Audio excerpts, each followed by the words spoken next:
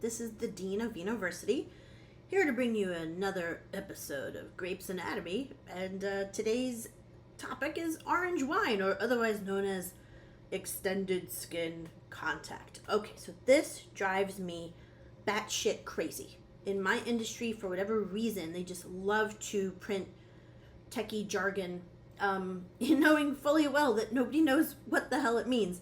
Honestly, who knows what extended skin contact literally means? And even what's extended? I don't even know what regular skin contact is. Okay, so it's just ridiculous. What is it? It's an orange colored wine, and it starts off really as a white wine. So you take white grapes and you crush them, right? And normally you just crush them and then you remove the skins. We really only remove the skins for white wines. With red wines, they would let the skins soak with the juice for quite a while, days or weeks, to extract the red ink and all of the aromatic compounds and acidic compounds that are in the skins. That's the purpose with a red wine. With a white wine, they really just don't do that. They take the skins right out, and then the wine ferments, and then you're done. You have your white wine. Okay, so more steps than that, but you know what I mean. In this case, they let the grape juice soak with the skins for days or weeks. And this is unusual because the skins possess really different flavors than the inside pulp of the grape. So the skins have these really like high fidelity, let's call it like volume 11, high toned sour compounds, almost like green apple, green olive. Sometimes they even get that little sort of tanginess of like an artichoke, like especially brined artichoke hearts. So that's what's in the skins, and they're just letting that ooze out into the grape juice. Okay, so we're boosting this super pucker in this very sour family, and almost like quince and green apple. Now, to that, the air, they do this in open tanks, so the air is just in full contact with the grape juice, and they're letting the oxygen deliberately come in. Oxygen is a really destructive compound, right? Or as an element. It really breaks down almost anything on the planet. Think about it. It carves through rocks. It turns metal into rust. So it just starts poking around and breaking down. Starts off with all the sugars, and it's just starting to disintegrate the sugars. And as it disintegrates them, they start to turn almost like caramelized. They start to turn like brown color, but they start off in light little orangey, golden copper, and then they eventually get to like dark brown. Now, in this breakdown of the sugar, they are changing flavors, and you're starting to get almost these like dried caramelized fruit flavors. Think of like dried apricots, dried peach skins. Almost you get the rind flavor of like rind cantaloupe.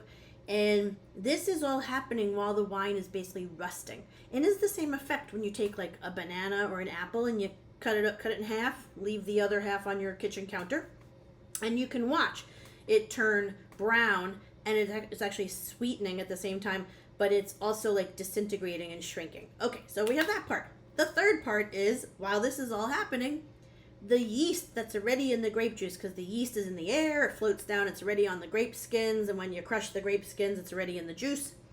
So there's yeast in this juice. Yeast, which produces alcohol during fermentation, will eventually die off, and it's left in the grape juice, so you have dead yeast floating in there, which is called lees. Sounds much nicer than dead yeast. And the lees is delicious. It's one of my favorite food groups. Dead lees tastes like and looks like bread dough, cookie dough, pie dough. In the case of orange wines, for me, they take on a very specific flavor, almost like a scone or a biscuit. They have that intense, like savory dough flavor of a scone or biscuit. So now this is all marinating in the wine as well. Now, sometimes the winemakers take this whole process and they just take it all and they bottle it, and the dead yeast is all still floating in there. So you get this cloudy appearance. Okay, great. Other times they let the yeast settle down, and then they bottle the juice off. And so it looks like a more clarified orange wine, but there is still yeast floating in there. You just can't really see it anymore. In any case, those are the two styles of orange wine. And in the course of all the winemaking, how the grapes they use, how much they crush them, the type of yeast, all these factors, the number of days of skin contact, will determine what direction the wine goes in. Sometimes an orange wine can get so brown and so weird and funky and wacky, and it takes on this high olive tone, like olives and capers and like almost like a vegetal artichoke, and celery. Almost reminds me of like a Basque cider. If you ever had like a dry Basque cider, they kind of have that vegetal component of artichoke and celery and olive, and sometimes asparagus too. So you get that in your super funky orange wines, and the fruit tones, those caramelized little orangey fruit tones, can fade off. Other orange wines are the opposite. They basically taste just like the orange fruits. You get a little of the nectarine and peach skin and a little bit of apricot, and they're fun and funky and weird and different, but nice and pleasant and not that briny at all. And then others, of course, are in the middle, and you just have to find the right ones. So if you've tried a couple orange wines and you're like, these are just absolutely too weird for me, I hate them, try others. Some of them are not so weird, but sometimes the weird ones are amazing, especially with particular foods that you eat. Especially the more complex the spices are, usually the more weird orange wine will go great with that food. So to that end, that is an extended skin contact wine.